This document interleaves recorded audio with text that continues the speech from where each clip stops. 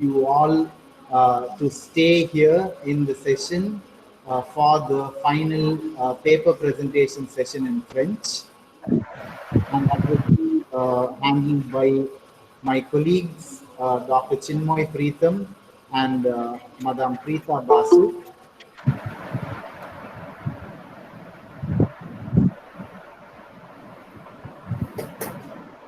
Preetham?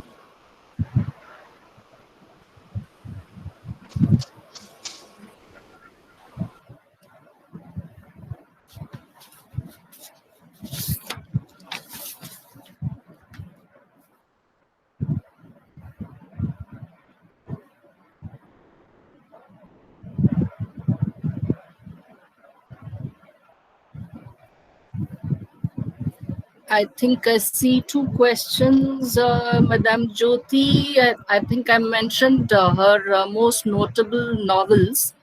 The latest success is actually Tunisian Yankee, sorry. And Madame Chounika has asked me quelle place pour cette œuvre dans la francophonie. Cécile Oumani est assez connue dans le monde maghrébin.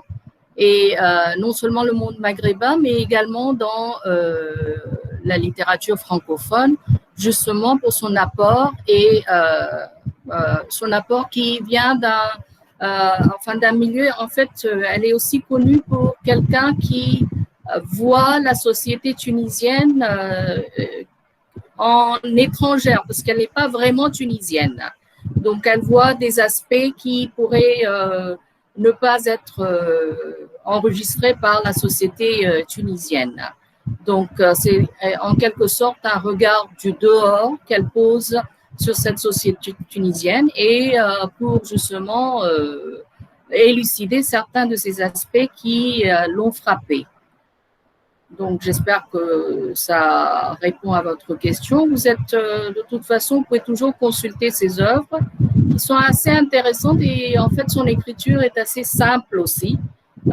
C'est pas trop compliqué et ce sont des personnages assez attachants qu'elle nous présente. Vous avez également le Café d'Ilka qui est assez intéressant. Donc, je vous prie de lire ses œuvres si ça vous intéresse davantage. Merci beaucoup, madame. Ça m'a inspiré, en fait. J'ai noté ça. Je vais recommander aussi cette œuvre à mes étudiants. Bravo.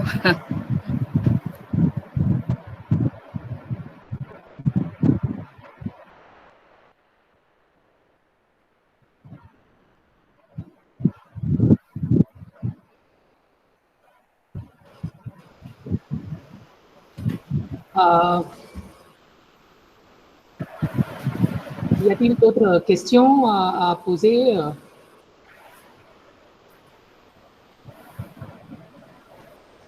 Ok, donc en continuation, j'exige les intervenants et les participants de rester sur la même page. Et on va bientôt commencer la session d'après-midi du deuxième jour de cette conférence. Donc, veuillez rester sur le même lien et sur la même page. Et on se revoit bientôt. Donc, en une minute, on revient en une minute et on commence la session de l'après-midi.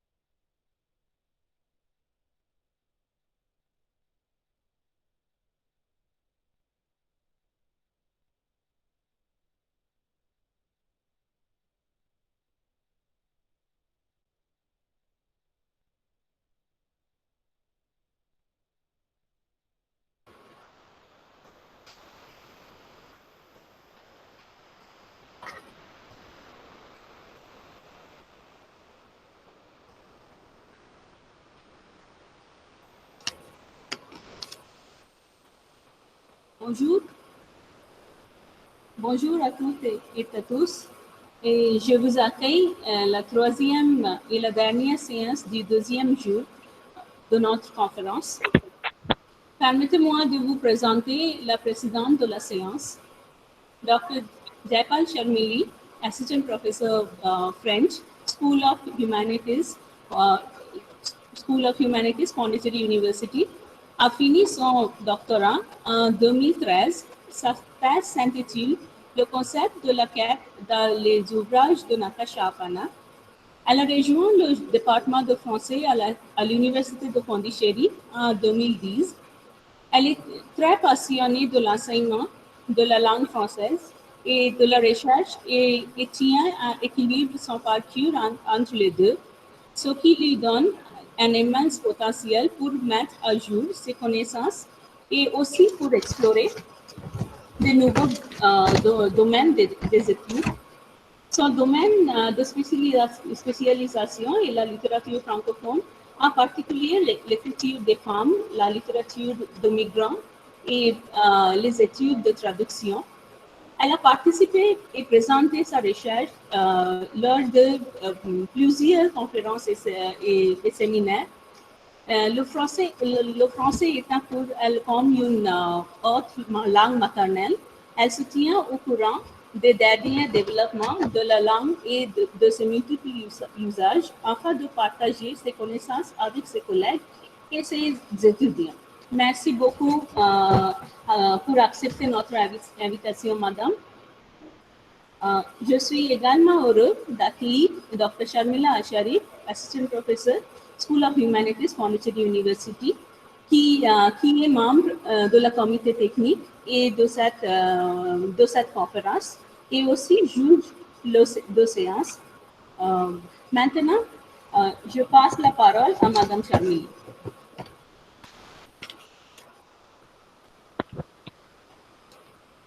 Merci beaucoup, Peter. Bonjour à tous. Est-ce que ma voix est claire? Oui, madame, oui. Ok. Donc, un grand bonjour à tout le monde. J'accueille tous les participants à cette dernière séance de français. Nous venons d'entendre une présentation très, très intéressante et de madame, du professeur Dr. Nalita Mir. Je suis sûre que vous êtes tous très éveillés aujourd'hui et prêts à écouter nos intervenants. Donc, faute de temps, on pourra seulement écouter que 5 interventions. Donc, si on aura le temps, peut-être qu'on va avoir une 6e. Donc, on verra avec le temps qu'il va rester. Donc, chaque présentation va durer à peu près 15 minutes. Et si on a le temps, on aura le temps pour des questions. Voilà. Donc, c'est bon, Peter, on peut commencer, n'est-ce pas?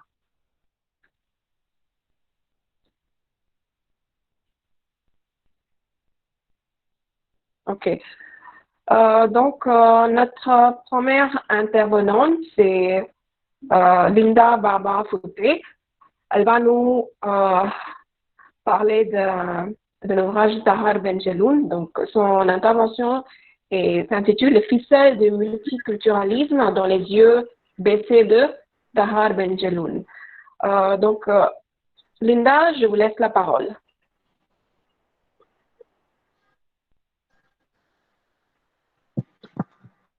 Bonjour mesdames, messieurs. Je vous présente mon article Les ficelles du multiculturalisme dans les yeux baissés d'Ahar Benjeloun. L'analyse d'une bergère marocaine étrangère nous inspire à découvrir cette nouvelle atmosphère qui n'est ni le village du Maroc, ni la ville de France. Ce troisième lieu est connu grâce à l'exil, les chocs du retour. Fatma représente les enfants immigrés maghrébins, les immigrés d'autres origines qui sont installés avec leur famille en France pendant les années 1960 à 1970. Ces immigrés ont pour but de travailler dans une question. Ils cherchent un meilleur avenir, loin de la fatalité du malheur de l'âme des mouvements. Ces jeunes immigrants qui font les allers-retours entre leur terre natale et leur adoption sont pris culturellement entre cultures. Cette étude démontre l'image d'une émancipation progressive des femmes maghrébines. Cette analyse contextuelle consiste à révéler le concept du mutualisme dans le contexte littéraire du postmodernisme à travers ce jeune protagoniste. Sarah Benjeloun, émigrée à Paris en 1971, est un poète et écrivain marocain qui a publié de nombreuses œuvres depuis 1972. Un grand nombre de ses œuvres décrit des portraits de femmes maghrébines qui sont installées en France ou des femmes françaises d'origine maghrébine qui vivent en France.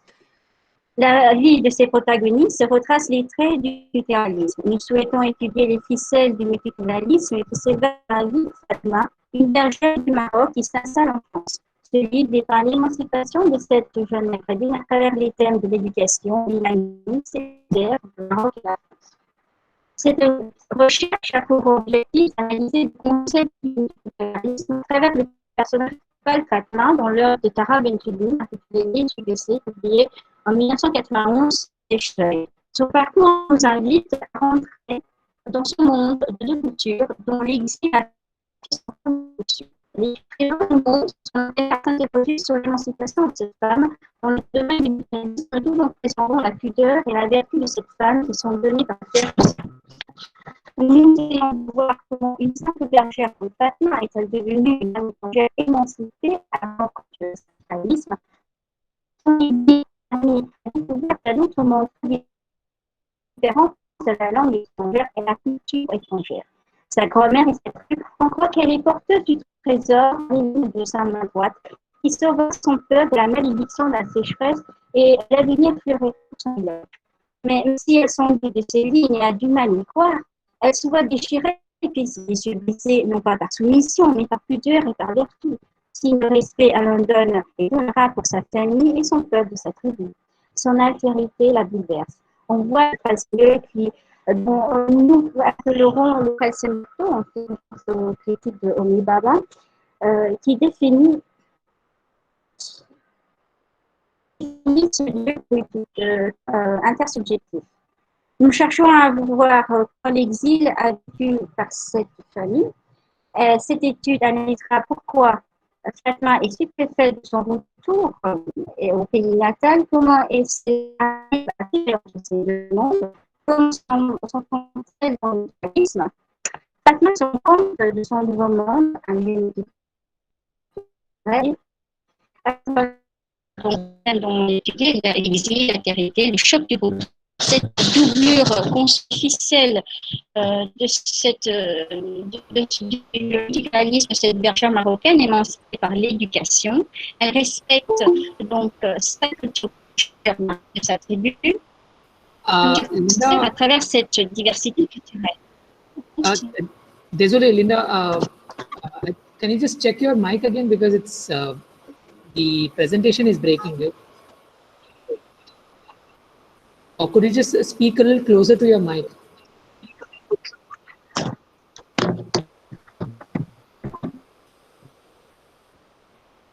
Can you hear me? Yes, clear now. Okay.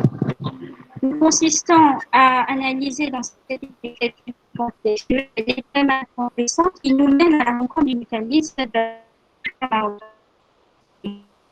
analyser à travers sur linguistique. Nous allons en premier temps voir en quelques lignes le résumé du livre étudié. Deuxièmement, l'analyse thématique abordera les thèmes suivants.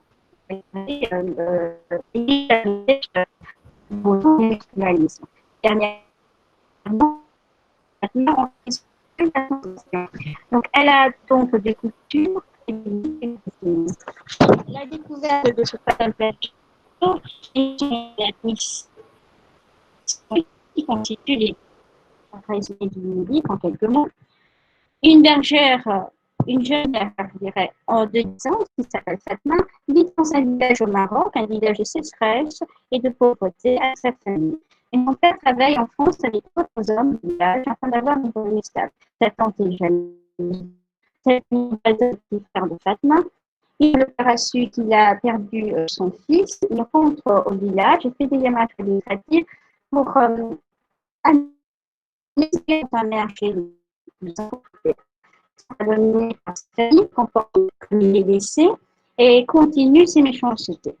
Une fois immigrée, Fatma découvre sa nouvelle ville, Paris. qu'elle a toujours voulu connaître.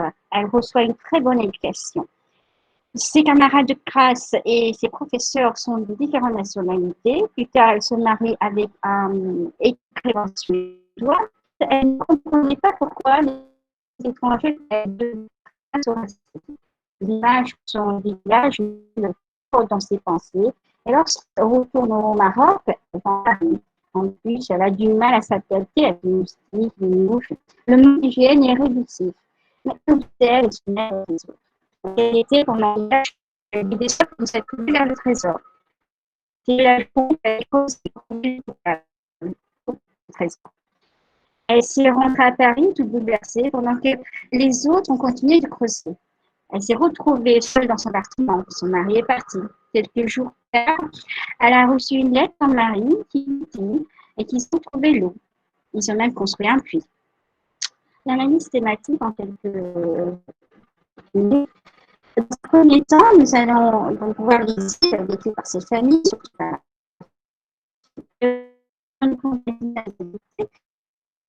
choc du autour culturel, donc autour en Europe. Et nous allons voir l'agence du mécanisme à la ville de Fatma. L'exil a donc connu.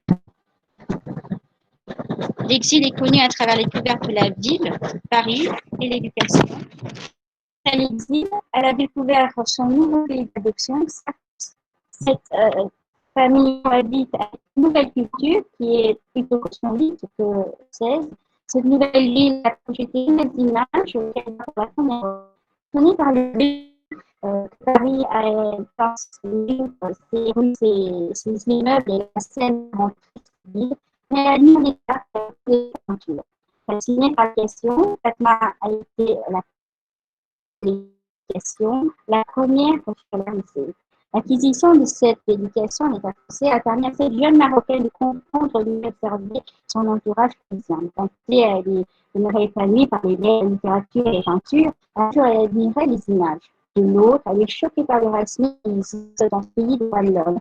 Son compréhension de cette question de l'acceptation des autres crée en elle des sens de révolte. Comment cela est-il dans le pays de modernité concrète? Elle a été héritée, d'après Fatma, j'avais une moitié suspendue entre l'âge et l'autre moitié balbutiait la langue française, en particulier moi dans une ville dont je ne voyais jamais les limites.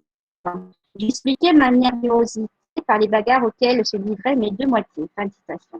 Entre les deux mondes, ces pensées de son village lui honte quand elle est à Paris. Son désir de rentrer en France lorsqu'elle se trouve dans son pays. Le choc du retour. Fatma suffoque par peur du dégoût chaque fois qu'elle retourne au village. Le manque de salubrité est choquant et répugnant. Les gens sont indifférents envers cette carence. Crispée par la répulsion du manque de propreté, elle se sent anéantie. Elle s'absente et s'abstient tout autour d'elle flegmatiquement. L'ultralisme est satisfaite d'être devenue femme instruite et émancipée, et grâce à ses parents qui ont la décision de quitter le Maroc et s'installer en France. Sa vie à Paris est bouleversée et enrichie par les présences des autres immigrés comme son professeur d'italien. Fatma admire les autres immigrés. Son mariage avec un écrivain suédois a un monde et celle du multiculturalisme se définit dans le troisième plateau, qui se trouve entre les deux langues, les deux cultures, les deux mondes, marocaine et française. Le fait de chevaucher entre son village et son monde permet l'existence de sa double appartenance aux deux mondes. Mais elles sont assez nerveuses et punies à l'affirmer. Nous pouvons conclure que l'exil a permis d'ouvrir une nouvelle vie pour la femme Fatma. Elle a été une façon de reconnaître la grande et la misère du village. Fatma a reçu une très bonne éducation à Paris en dépit de son entrée retrouvée à l'école. Ses progrès ont été constants et elle a su dépasser ses difficultés. Et tout ceci semble difficile à assimiler et à accepter. Cet équilibre émouvant. Elle n'arrive pas à l'endurer. Elle manque de cran pour observer cette découverte de sa nouvelle naissance. Elle lui trempe de larmes. Elle a du mal à comprendre son multiculturalisme, son identité. Nous espérons alors qu'il arrivera mieux à éviter sa double appartenance et sortir de son intimidation. Retournera-t-elle à Angers, vivre sa vie âgée avec sa famille et son mari? Je vous remercie pour votre écoute.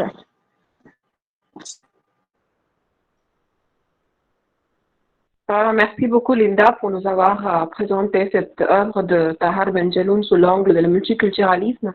Donc, il fait partie d'un des écrivains francophones appartenant à la zone maghrébine, l'un des plus importants. Donc, avant de passer à la deuxième intervention, comme on n'a pas assez de temps, je prie les intervenants suivants de limiter leur présentation à 10 minutes. Notre intervenante suivante est Mrs. Anbu Anna Dora. Donc, elle va nous parler de Aimé Césaire et de son rapport avec la littérature francophone. Elle va nous présenter un bref aperçu. Oui, à vous la parole, Mrs. Anbu Anna Dora. Merci beaucoup, madame. Bonjour à tous. Je vais vous présenter Aimé Césaire et la littérature francophone, un bref aperçu. Tout le monde commence à parler de bienfaits et de la gloire de la francophonie. Pour commencer, la francophonie offre l'ouverture de la diversité culturelle. Il s'agit d'une certaine conception de l'humanisme liée au développement, l'affirmation des valeurs de la solidarité et partage. En ce qui concerne la littérature française, on trouvait l'existence d'une pluralité, c'est-à-dire, malgré son origine, toute écriture de valeur littéraire était considérée comme de la littérature française. Mais depuis une quinzaine d'années, le terme de littérature francophone a progressivement remplacé d'autres termes comme littérature de langue française hors de France ou littérature d'expression française. Donc, qu'est-ce que la littérature francophone? Historiquement, le terme francophone littéraire a utilisé pour désigner la littérature de pays francophones hors de France. Mais l'usage moderne comprend toute littérature écrite en français. En termes simples, la littérature francophone est une littérature écrite en langue française. La littérature de la négritude.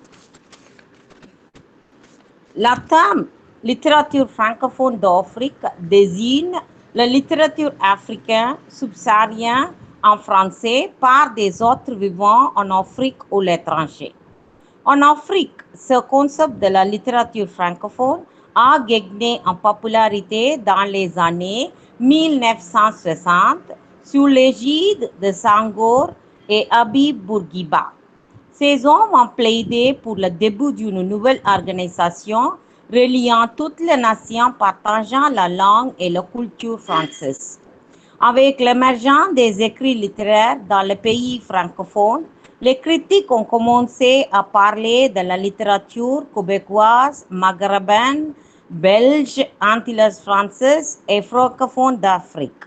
À l'époque coloniale, la littérature francophone d'Afrique était dominée par le mouvement de la négritude, bien que certaines critiques retracent ses débuts à Batouala de René Marin. Il est à noter qu'autrefois, les écritures par les Africains en français étaient classées comme la littérature coloniale. Et puis, dans les années 1930, les étudiants noirs des Caraïbes et des colonies africaines françaises se sont rebellés contre la colonisation qui devait dévaluer les racines culturelles. Ce mouvement a plu même les écrivains français comme Jean-Paul Sartre, Simon de Beauvoir, André Gide et André Breton. L'une des principales racines qui a ouvert la voie à ses succès est l'écrit de quelques hommes qui ont mis en évidence les idées principales de ce grand mouvement littéraire. Et Aimé Césaire fait partie de ces écrivains. Il est un écrivain et homme politique français et né le 26 juin 1913 à Basse-Pointe. Son père était instituteur et sa mère était couturière. Son père disait de lui, quand Aimé parle, la grammaire française Rsri. On appelle César comme père du mouvement de la négritude. Il influence Africains et Noirs américains dans la lutte contre le colonialisme et la culturation en réaction à l'oppression culturelle du système colonialiste français. Aimé César commence à écrire en 1936 et forge le concept de négritude. Il dit « Je suis de la race de ce qu'on opprime ». Ses œuvres sont Cahiers du retour au pays natal, Les âmes miraculeuses, Discours sur le colonialisme, etc. En 1934, il a fondé le journal L'Étudiant noir. En 1943, il a fondé la revue Tropique. Il crée le Petit Progressif martiniquais qui insiste l'autonomie de la Martinique. En 1946, il devient maire de Fort-de-France et député de la Martinique. Il est mort le 10 avril 2008 à Fort-de-France. Passons maintenant à une partie de discours prononcé par César à Dakar 6 avril 1966. Dans ce discours intitulé « La négritude, une postulation de fraternité », il s'agit d'une prière de César aux hommes blancs. César souhaite la fraternité. L'orateur a deux accusations contre les blancs, c'est ça, la choisification ou la transformation de l'homme noir en chose, et la déformation ou la destruction des femmes de l'homme noir.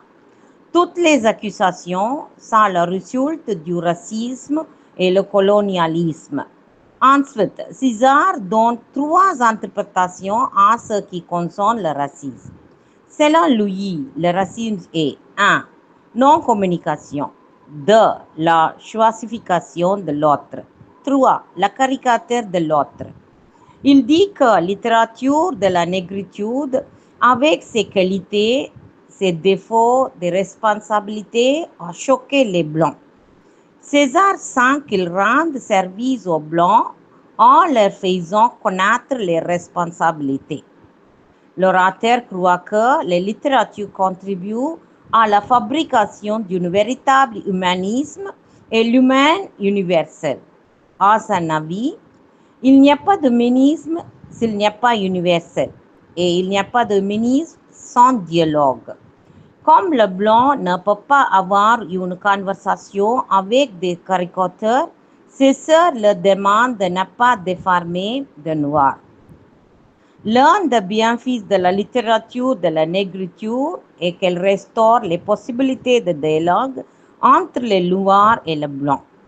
Puis, César défend la littérature en disant que même si c'est une machine de guerre pour provoquer le noir contre la colonisation et le racisme, c'est la justification.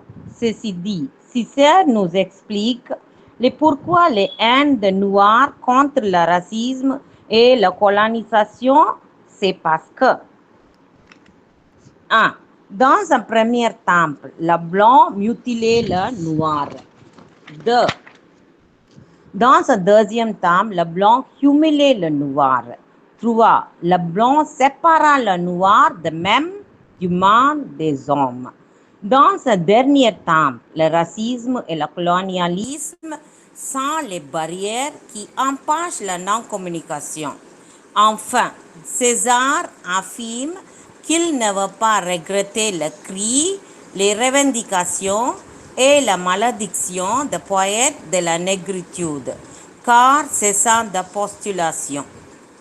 Donc, à l'aide de la littérature de César, on obtient un aperçu détaillé des expériences humaines dans l'Afrique ancienne, parce que, comme le philosophe Louis-Gabriel Ambrose a dit, la littérature est une expression de la société, tout comme le mot est l'expression d'un être humain. Pour conclure, la mondialisation actuelle apporte aux nations de chances, mais aussi de nouveaux défis. Par conséquent, le monde a besoin de plusieurs rêves. En tant que conclusion, on pourrait dire que c'est grâce aux contributions littéraires, politiques et sociales des écrivains tels que Aimé Césaire, la francophonie a la force et la volonté de proposer face aux autres rêves, un autre rêve, le rêve francophone. Merci.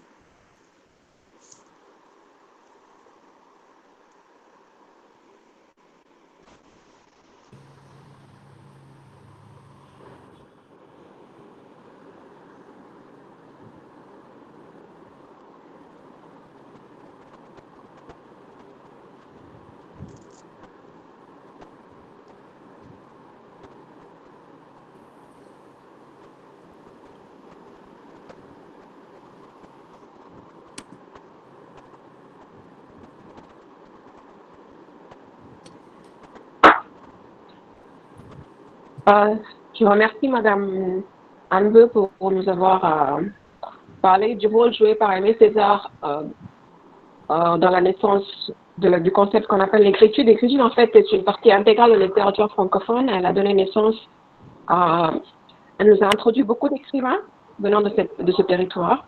Merci beaucoup, Madame. Notre intervenante suivante, c'est Abirami Kaniepen. Le titre de son présentation, c'est l'évolution d'un professeur de FLE à un utilisateur technophile, un aperçu de mon expérience, comment s'adapter facilement pour enseigner dans une classe en ligne dans l'ère de pandémie. Oui, Abirami, je vous laisse la parole. D'accord. Merci beaucoup, madame. Bonjour tout le monde. Je suis heureuse, enchantée de vous rencontrer tout le monde aujourd'hui. J'aimerais présenter j'aimerais présenter mon écran parce que je vais faire une présentation. Est-ce que vous pouvez voir mon écran, s'il vous plaît? Yeah. Can you see my screen? Oui, madame. Oui. C'est visible. C'est visible? Ok, d'accord. Merci beaucoup. Alors, mon titre, l'évolution d'un professeur du FLE à un utilisateur technophile, un aperçu de mon expérience de s'adapter facilement aux cours en ligne dans l'ère pandémie. Donc, moi, c'est Abirami, je travaille comme prof du FLE au collège Etiraj à Chennai. Et bonjour tout le monde, bienvenue pour mon petite présentation. Et voici, l'enseignement en ligne dans l'ère de pandémie.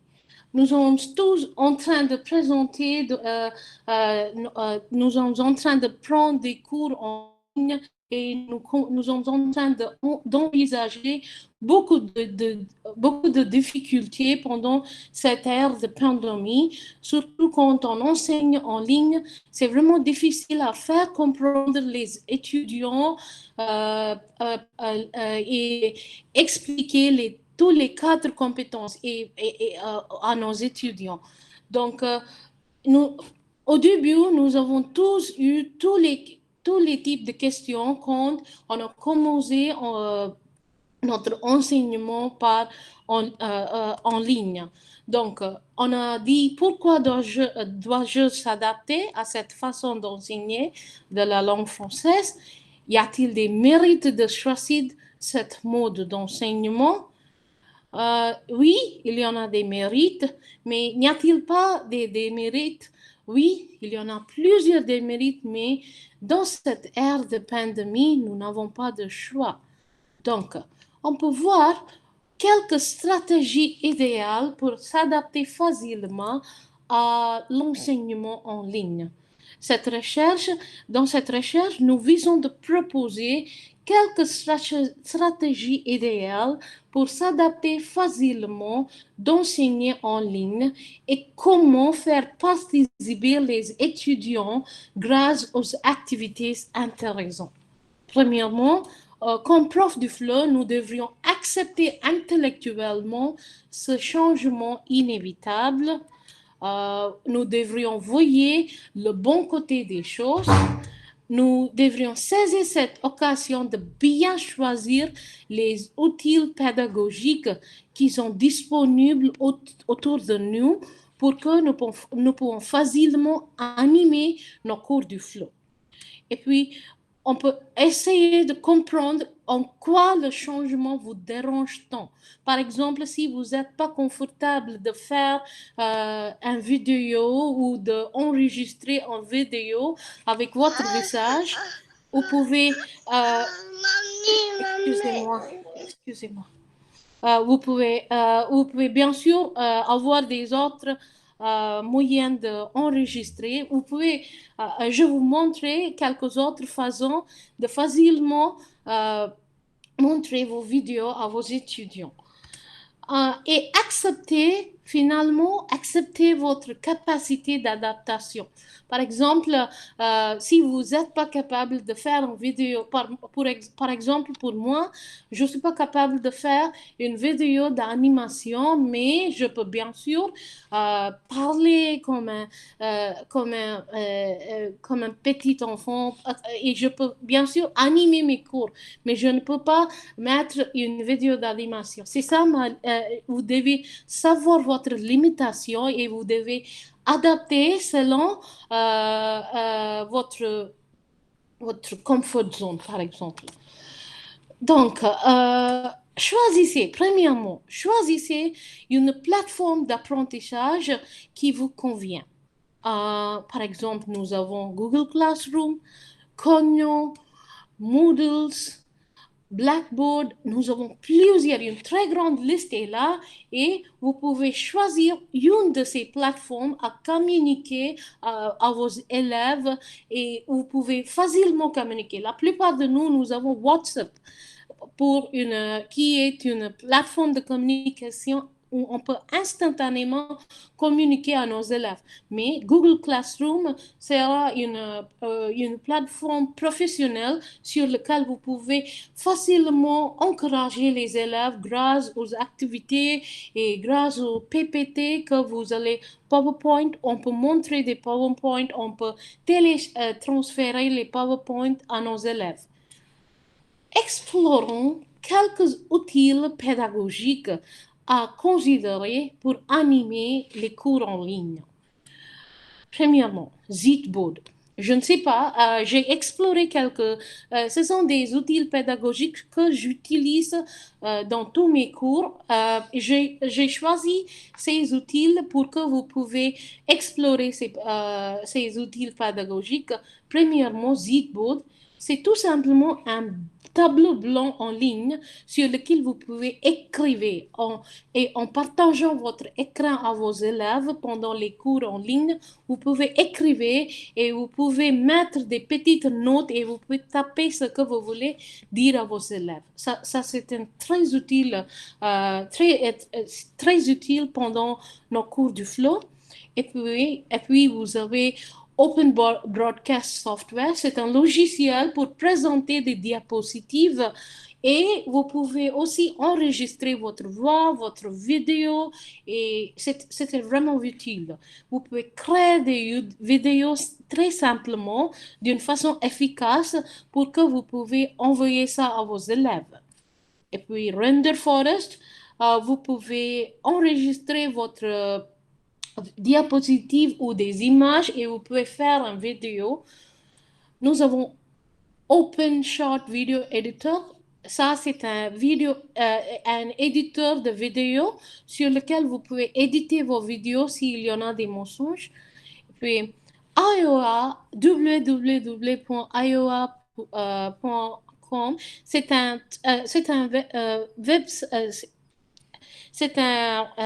c'est aussi un appli sur lequel on peut créer des mind maps comme ça. Ce sont des mind maps sur lesquels on peut utiliser ces mind maps pour montrer les activités grammaire. Si vous voulez expliquer quelque chose difficile, on peut montrer ça. On peut utiliser ce site pour faire les mind maps comme ça. Et nous avons Kahoot, je pense que tout le monde connaît Kahoot, sur lequel on peut faire des quiz pour les étudiants. Et Hot Potatoes, c'est un logiciel gratuit aussi. Tous les outils pédagogiques que j'ai introduits ici sont tous gratuites. Vous pouvez gratuitement utiliser ça. Hot Potatoes, grâce aux Hot Potatoes, on peut faire des activités, surtout les activités avec des images, les activités grammaire. On peut créer des quiz, des crosswords, on peut créer des match de following et tout cela grâce aux Hot Potatoes. Donc, voici, ce sont des listes et voici une capture d'écran d'un tableau blanc du Zidboard. J'étais en train d'enseigner l'imparfait. Donc, j'ai dessiné, j'ai écrit sur le tableau blanc, j'ai mis des notes, j'étais en train de taper des choses que je voudrais montrer à mes élèves et mes étudiants. Vers la fin du cours, je fais une capture d'écran et j'ai l'habitude d'envoyer cette capture d'écran à mes élèves. Et mes étudiants m'ont bien apprécié pour ça. Et finalement, comme nous n'avons pas beaucoup de temps, je vais vous montrer une petite vidéo, un lien d'une vidéo que j'ai créée pour mes étudiants. Comme je vous avais déjà dit, je suis un peu, au lieu de montrer mon visage, voici une vidéo d'animation, une vidéo d'emoji que j'ai créée. Une minute.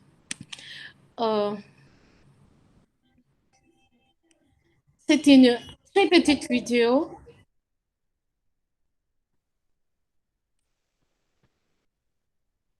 Donc, pour encourager et pour faciliter et bien animer un cours du FLE, j'ai utilisé des apps comme nous avons des apps qui s'appellent Clip sur l'iPhone et on peut faire des vidéos comme ça. Donc, nous sommes comme prof du FLE, nous avons la responsabilité de trouver les outils pédagogiques et bien animer nos cours du FLE pour enseigner les 4 compétences qui sont vraiment utiles pour nos étudiants. Et dans cette trajet, on peut trouver une personne, vous pouvez vous-même trouver que vous êtes capable et vous êtes devenu un utilisateur technophile dans ce processus. Donc, je vous remercie tous pour m'avoir donné une opportunité. Merci de votre patience et bon courage et bonne journée à tout le monde. Merci beaucoup. Merci beaucoup, Abirami, pour cette présentation sur l'importance pour un professeur de FLE, mais aussi, je pense, tous les enseignants de savoir s'adapter à ce qui se passe aujourd'hui. Donc, on est passé des cours présentiels à des cours en ligne. La transition n'a pas été facile au début, mais l'Internet est là pour nous aider. Donc, les ressources sont là pour nous aider. Donc, c'est à nous de les trouver, de les exploiter pour les utiliser en classe et pour que nos élèves bénéficient. Donc, merci Abirami. Merci. Donc, à la suite d'Abirami, notre prochaine intervenante va aussi parler du FLE en Inde, mais ce sera une présentation en anglais. So I request Mrs. Vijay. She's going to talk about FLE in India and intellectual engagement for teachers and learners. Yes, Vijay, the platform is yours. Merci beaucoup, madame. Bonjour, mesdames et messieurs. Today I'm going to present my paper on FLE in India and intellectual engagement for teachers and learners. Language is a medium of an effective and successful communication. As we know, India is a great integration of plurilingualism and pluriculturalism, where generally people are knowing at least 2 languages. And this is one of the reasons that Indians are good at adapting new linguistic medium easily. In the time of globalization, knowing a foreign language helps in developing worldwide proximity culturally, geographically, and intellectually. In India, due to various reasons, like literature, culture, professional advancement, commerce, immigration, presence of French companies, etc. French language is very popular among the learners of new foreign language. And this is the one of the reason that for learning French, one can find various courses from certificate to doctorate level in private as well as government institutes, which follow the guidelines of Cadre Européen Commun de Référence, as well as use different approaches like communicative, actionnel, etc. These approaches facilitate both teaching and learning processes. Apart from these approaches, teachers can also incorporate document authentic, performing arts, creative arts, online teaching tools, etc. In short, teachers can take teaching out of the books to make learning interesting. In both teaching and learning, curiosity, observation, enthusiasm, repetition, putting to practice, and the usage in everyday life makes the entire process of flow very effective. Various language features like linguistics, extra linguistics, meta linguistics, practical application, sociolinguistics, and psychological elements also play a key role in learning and achieving a certain proficiency level. Having only bookish knowledge is not sufficient, but it worth only when you keep polishing skills by using it effectively as well as by updating one's knowledge practically. This means the knowing only grammar and vocabulary is not enough for effective communication, but it needs to cultivate different skills like compréhension écrite, compréhension orale, production orale, et production écrite. For teachers in India, to teach at the beginner's level is very challenging, as generally people know more than two languages. There is the language interference factor. The students have a general tendency to compare new language they are uh, uh, new language they are learning with the known languages. In certain cases, it helps also to understand grammar rules, as in many Indian languages, like the French language, there exists agreement of number, gender, adjective, and verb conjugations. Since last few years, there is a new addition to the academic domain, and that is the digital platform. Since the past few months, because of COVID-19 pandemic, people are well aware of various digital platforms. On one side, the most useful benefit of online teaching is that it allows academic work to go on. Teachers can create wonderful virtual learning environment from the distance by sharing online resources easily and fast with the ease of great flexibility of time. But on the other side, there are certain drawbacks because of which we can say the virtual classes cannot replace traditional classroom teaching 100%. In traditional classroom teaching, interpersonal interactions plays an important role in the teaching learning process, as there is a spontaneous feedback.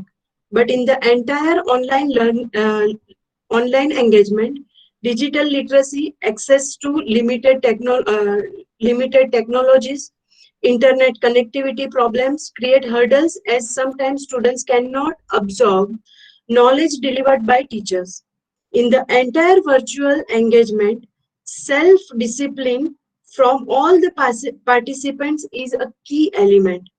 In the present times, the multitasking approach of students easily distract their attention when they attend online classes, as they switch from one application to another in between.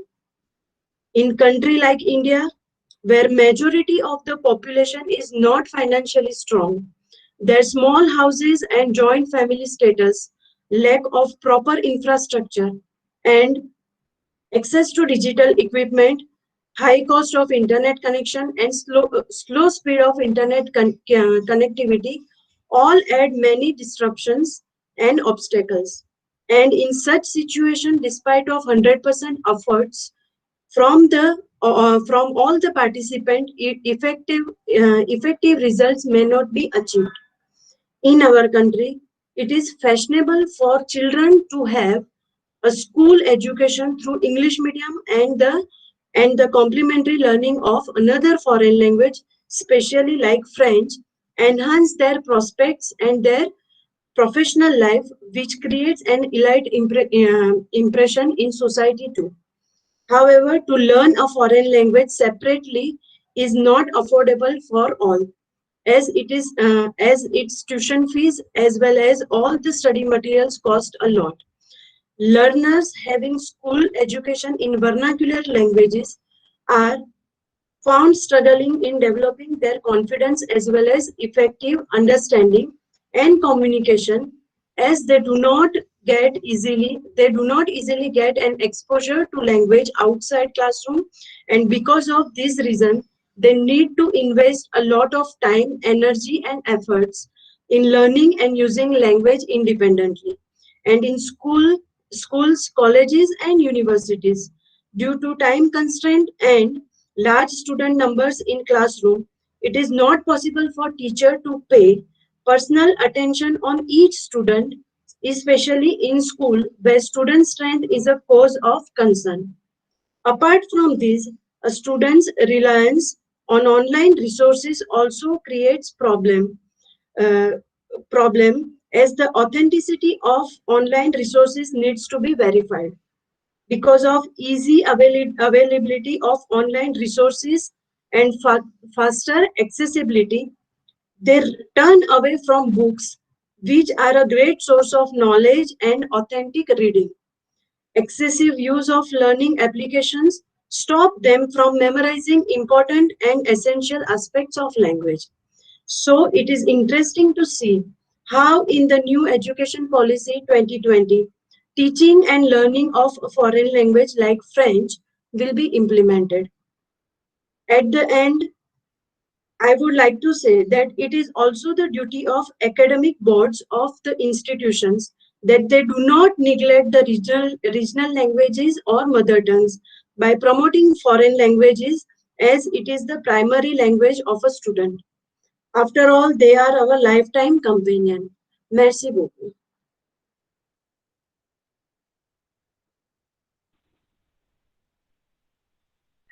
Okay, thank you very much, Mrs. Vijay, for this Merci. very clear presentation on the challenges faced by language teacher, especially French language teachers. And especially today with all the resources that we find online, students can easily access everything. So we need to be very cautious about what we're going to use in the class so that it is beneficial for the students as well for us. So the task is becoming even more challenging for us. Yes. Thank you. Merci. Okay, since we are running out of time, we have one more last presentation. So we're coming back from Fleur, we're coming to literature again with a very interesting title by Mrs. Davina. She's going to talk about the notebook by Agatha Christoph, an existential experiment. Yes, Davina, the stage is yours. Thank you, ma'am. This paper aims to analyze the notebook published in 1986 by Agatha Christoph in light of some themes pertaining to existentialism. The author, exiled and lonely due to the suppression by the Soviet military during the Hungarian anti-communist revolution, had penned down this book to show the various traits of existentialism that people exhibited during those days of the war, displaying their struggle to survival in gruesome times. After the World War II, the new sense of uncertainty, anxiety, and pessimism, coupled with theological revolution, imparted a new awareness to the continental playwrights. The corrosion of the self became an inevitable reality because this was an age in which existence came to enjoy precedence over essence. Truth assumed a life-sustaining illusion. Mind, consciousness, and soul are treated as elusive and meaningless things. Sartre's slogan, "Existence precedes essence," may serve to introduce what is most distinctive of existentialism, namely the idea that no general, non-formal account of what it means to be human can be given, since that meaning is decided in and through existing itself. Existence is self-making in a situation. In terms of structural analysis, in this novel, we observe that the author has not mentioned the date and place where the story happens. In the same way, with regard to the time, the author hasn't mentioned any particular date, but from the war happening in the story, we can assume that the story could probably refer to the Second World War. Even the city bears no mention of a name other than being called the Big Town. The cost of war is known not only to the soldiers fighting it, but also to the people. It usually erases the identity of people. People become casualties, numbers and collaterals, and nothing more. With entire families wiped out in the conflict, it is only natural for people to suffer identity crisis. That lack of identity is displayed in the characters too. In fact, the grandmother of the twins is called a witch by the town people. These instances in the novel indicate that the characters had no identity per se of their own, which was erased by the events and atrocities of the war, whereby they are either addressed by a different name or they even create a pseudonym or hide their identity. In regard to thematic analysis, one of the many themes of existentialism deals with authenticity, alienation, existential religion, and absurdity. We see that in the novel, with regard to authenticity, in the passage titled Our Studies, the twins spend their time drafting compositions, sitting in the kitchen table, writing down their day-to-day happenings in two papers. After writing down for 2 hours, they exchange their papers, correct the spelling errors, and write comments in the bottom of the paper like good or not good. To decide whether it's good or not good, they have a very simple rule. The composition must be true. They ought to describe what they see, hear, and do. Only when the comment is good, they transfer their work into the notebook. If not, they would throw the composition into the fire. It is evident that the twins give importance to the authenticity of facts. They do not add any unnecessary information to any event of their life. In other instance, they write, "We eat a lot of walnuts," and not "we love walnuts," because the word love is not a reliable word. It lacks precision and objectivity. To love walnuts and to love their mother don't mean the same thing. The first expression designates a pleasant taste in the mouth, the second a feeling. The attitude and actions of the twin hinges on existential principles. They are honest with themselves and do not accept anything other than how the thing or situation is as it is. Coming to the second theme of existentialism, that is alienation, we see that in the novel when an old man brings a young girl to the grandmother of the twins for shelter and asks the twins if they would play with her, they reply that they never play other than working, studying, and doing exercises. We remark that the twins don't really have any friends and don't go outside to play with other kids of the age. They simply do 3 activities every day. Contrary to the kids of their age who spend their time with friends, playing and leading a carefree life, these twins prefer to act like mature adults, working, studying, and exercising. Being alienated by the choice, the twins choose to exist within their own walls, comfortable to their day-to-day activities and indifferent to others. Elsewhere, when we talk of existential religion, towards the end of the novel in the passage The Herd, on the way to church, the twins witness a group of people, including women, harassed by the soldiers. Upon meeting the priest at the church who asks them to join him in prayer, they reply that they never pray and they would like to understand what is happening around them. These boys don't believe in God nor in religion despite knowing the Bible by heart. Open quotation. We use the Bible for reading aloud, dictation, and memorization. We are thus learning whole passages of the Bible by heart. Close quotation. The only affiliation that the twins have with church is utilitarian in nature, either for money or to get their clothes washed. An existential reading of the Bible demands that the reader recognizes that he is an existing subject, studying the words that God communicates to him personally. This is in contrast to look at a collection of truths which are outside and unrelated to the reader. Such a reader is not obligated to follow the commandments by any external force, but primarily from inspirations with him and guiding him.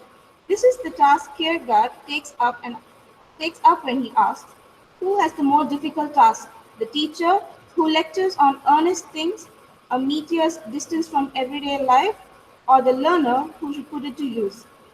Existentially speaking, the Bible doesn't become an authority in a person's life. until that person permits the Bible to be his personal authority. And lastly, the idea of absurdity is reflected in the passage exercised in begging. The twins go out on the street as beggars. Asked by a passerby whether they were ashamed to beg and find work, the twins replied that the reason for them to go out begging on the roads was to experience the life of a beggar and to observe people's reaction towards the former. After the woman left, they throw away the apples, biscuits, chocolates, and coins they had collected in course of the day, and they return home. We understand from this illustration that the twins have embraced the absurd condition of human existence, while also defiantly continuing to explore and search for meaning. What particularly resonates with Camus' philosophy is how he manages to capture the existence of human condition. At this point, the twins bear resemblance to the DC character the Joker. Like the Joker, the twins who have suffered at the hands of life and war have an absurdist awakening and start taking charge of their life. Both the Joker and the twins were honest to their roles, liberating themselves in the process in their own grim, idiosyncratic way. What was liberated? Their minds, because it was freed from the attachments clinging them to the past and their new radical attitude in perceiving the world. The Joker and the twins started experimenting different roles of characters in order to find some meaning to their life. To conclude, the notebook, written during a time of war and calamities, reflects on disturbing and provocative themes. The characters in the story go through a series of physical and verbal abuses from various people and also witness other people being victims of perversion and abnormal sexual practices. They adopt an existential spirit in the face of adversity and life. The twins in the novel, like many other characters in other existential experiments, namely Marceau in The Stranger by Camus, take charge of their life, become responsible for their own actions, and remain indifferent to their surroundings. They simply exist and go on with the flow of life. We live in an era where there is no war, yet the principle and traits of existentialism still persist. One strives to survive the unprecedented circumstances that one is surrounded with or find oneself in. But one must ask, if this is indeed the human condition, if this is a true picture of the world in which the human subject absurdly finds himself, how is it possible to go on living in it? Is there no exit from this anxiety and despair, this nothingness and absurdity, this fixation upon alienation, this hovering on the edge of the abyss? Is there any existentialist who can tell us how to live in such an absurd and hopeless world? Is there an existentialist ethic, a moral philosophy to tell us what is good, what can be said to be right or wrong in such a meaningless world? Merci éternellement.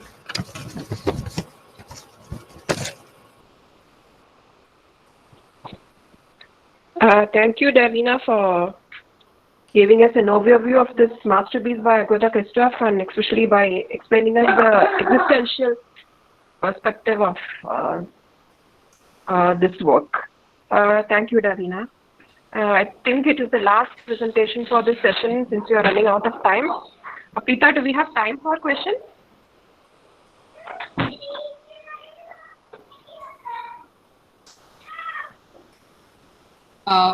Oui, madame.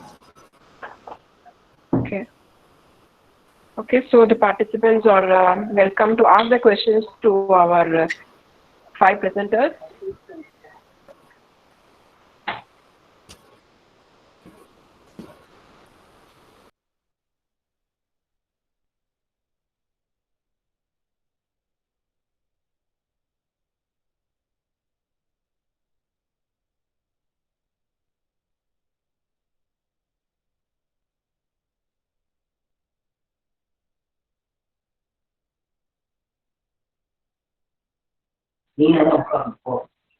Ok, on dirait qu'il n'y a pas de questions. Hein?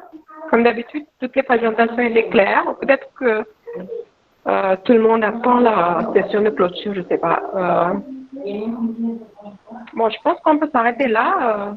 Pritam, I'll let you give end the session. Oui, on peut terminer la session, madame. Donc, j'appelle de nouveau ma collègue S. Davina de proposer le discours de remerciement.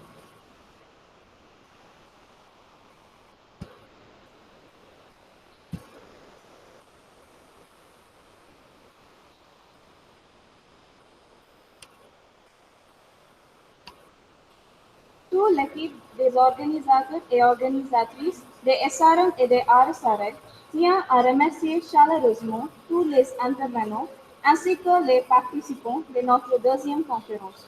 Nous tenons aussi particulièrement à remercier la présidente de la séance, Dr. Sharmili Jayapal, qui a répondu présent à notre invitation malgré un emploi de temps chargé. Madame, un grand merci pour avoir présidé à la séance, de vos conseils et de vos témoignages.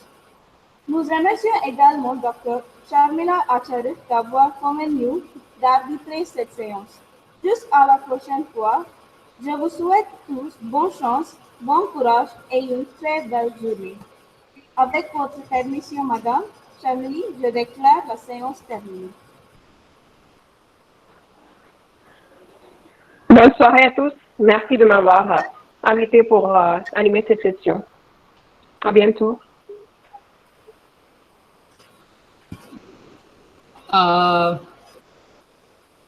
Can I request everyone to please join us for the valedictory session at 3:30? So kindly in the same link. Is it the same link? Kindly please be there. Thank you so much.